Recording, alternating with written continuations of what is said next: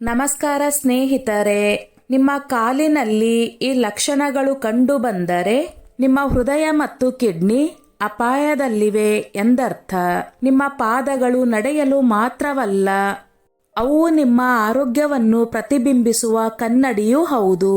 ಊದಿಕೊಂಡ ಪಾದಗಳಿಂದ ಹಿಡಿದು ಕಾಲು ಸೆಳೆತದವರೆಗೆ ಪ್ರತಿಯೊಂದು ಸಣ್ಣ ಬದಲಾವಣೆಯು ದೊಡ್ಡ ಆರೋಗ್ಯ ರಹಸ್ಯವನ್ನು ಮರೆಮಾಡುತ್ತಿರಬಹುದು.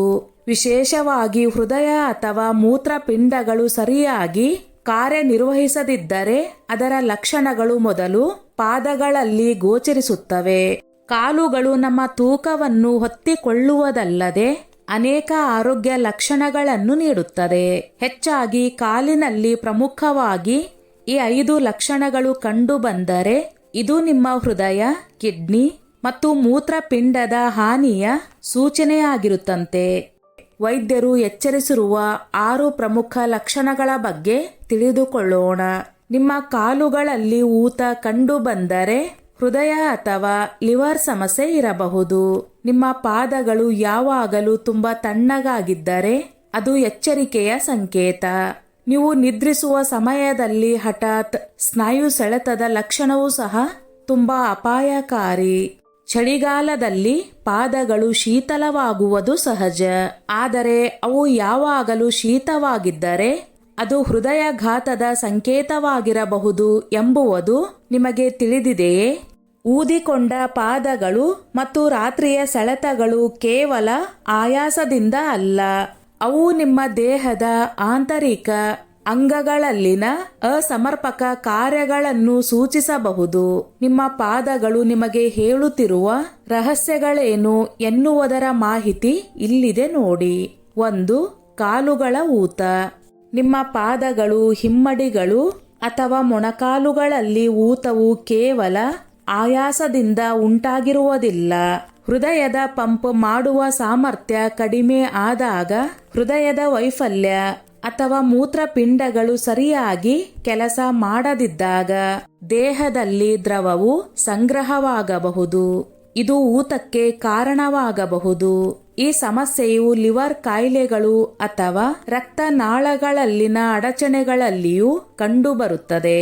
ಮೂತ್ರಪಿಂಡಗಳು ಸಾಕಷ್ಟು ಸೋಡಿಯಂ ಮತ್ತು ನೀರನ್ನು ಹೊರಹಾಕಲು ಸಾಧ್ಯವಾಗದಿದ್ದಾಗ ಕೆಳ ಕಾಲುಗಳಲ್ಲಿ ಸ್ವಲ್ಪ ಊತ ಉಂಟಾಗಬಹುದು. ಈ ಊತವು ಹೆಚ್ಚು ಹೊತ್ತು ನಿಲ್ಲುವುದರಿಂದ ಅಥವಾ ಹೆಚ್ಚಿನ ತಾಪಮಾನದಲ್ಲಿ ಇರುವುದರಿಂದಲೂ ಉಂಟಾಗಬಹುದಾದರೂ ಸ್ಪಷ್ಟ ಕಾರಣವಿಲ್ಲದೆ ಇದು ನಿಯಮಿತವಾಗಿ ಸಂಭವಿಸಿದರೆ ಇದು ಕಳವಳಕ್ಕೆ ಕಾರಣವಾಗಿದೆ. 2. ತಣ್ಣನೆಯ ಪಾದಗಳು. ನಿಮ್ಮ ಪಾದಗಳು ಯಾವಾಗಲೂ ತುಂಬಾ ತಣ್ಣಗಾಗಿದ್ದರೆ ಇದು ಬಾಹ್ಯ ಅಪಧಮನಿ ಕಾಯಿಲೆ ಅಂದರೆ PAD ಆಗಿರಬಹುದು. ನಿಮ್ಮ ರಕ್ತನಾಳಗಳಲ್ಲಿ ಕೊಬ್ಬು ಸಂಗ್ರಹ ಆಗಿರುವುದರಿಂದ ಇದು ಸಂಭವಿಸುತ್ತದೆ.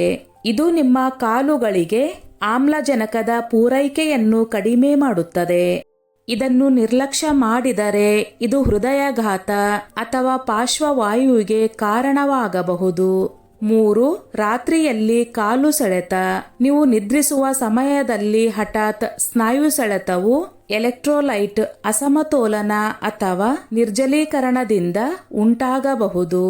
ಆದರೆ ಇದು ಪದೇ ಪದೇ ಸಂಭವಿಸಿದರೆ ಅದು ರಕ್ತ ಪರಿಚಲನ ಸಮಸ್ಯೆಗಳು ಅಥವಾ ಮೂತ್ರಪಿಂಡದ ಕಾಯಿಲೆಯ ಸಂಕೇತವಾಗಿರಬಹುದು. 4. ನಿಮ್ಮ ಚರ್ಮದ ಬಣ್ಣ ಬದಲಾವಣೆ ಅಥವಾ ವಾಸಿಯಾಗದ ಗಾಯಗಳು. ನಿಮ್ಮ ಕಾಲುಗಳ ಚರ್ಮವು ಕೆಂಪು, ಕಂದು ಅಥವಾ ನೇರಳೆ ಬಣ್ಣಕ್ಕೆ ತಿರುಗಿದರೆ ಅದು ಕಳಪೆ ರಕ್ತ ಪರಿಚಲನೆಯ ಸಂಕೇತವಾಗಿರಬಹುದು.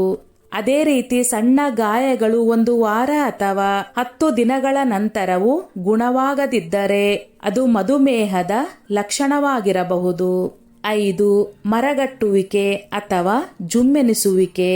ಕಾಲುಗಳಲ್ಲಿ ಮರಗಟ್ಟುವಿಕೆ ಅಥವಾ ಸೂಜಿ ಚುಚ್ಚಿದಂತಹ ಅನುಭವ ಆಗುತ್ತಿದ್ದರೆ ಮಧುಮೇಹ ನರರೋಗವನ್ನು ಸೂಚಿಸಬಹುದು.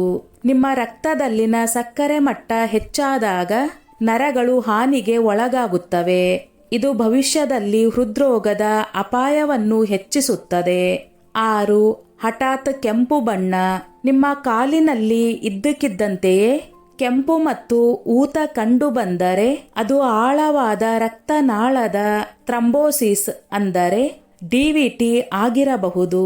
ಇದು ನಿಮ್ಮ ರಕ್ತನಾಳಗಳಲ್ಲಿ ರಕ್ತ ಹೆಪ್ಪುಗಟ್ಟುವಿಕೆಯಿಂದ ಉಂಟಾಗುತ್ತದೆ.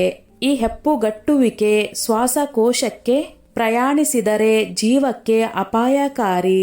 ಒತ್ತಡವು ಪರಿಣಾಮ ಬೀರಬಹುದು. ಒತ್ತಡವೂ ಸಹ ನಿಮ್ಮ ಒಟ್ಟಾರೆ ಆರೋಗ್ಯದ ಮೇಲೆ ಪರಿಣಾಮ ಬೀರಬಹುದು. ಆದ್ದರಿಂದ ಸಮತೋಲನವನ್ನು ಕಾಯ್ದುಕೊಳ್ಳುವುದು ಮುಖ್ಯ. ಸ್ನೇಹಿತರೆ, ಈ ನನ್ನ ಮಾಹಿತಿ ನಿಮಗೆ ಇಷ್ಟವಾಗಿದ್ದಲ್ಲಿ ದಯವಿಟ್ಟು ಶೇರ್ ಮಾಡಿ, ಲೈಕ್ ಮಾಡಿ ಮತ್ತು ಸಬ್ಸ್ಕ್ರೈಬ್ ಮಾಡಿ.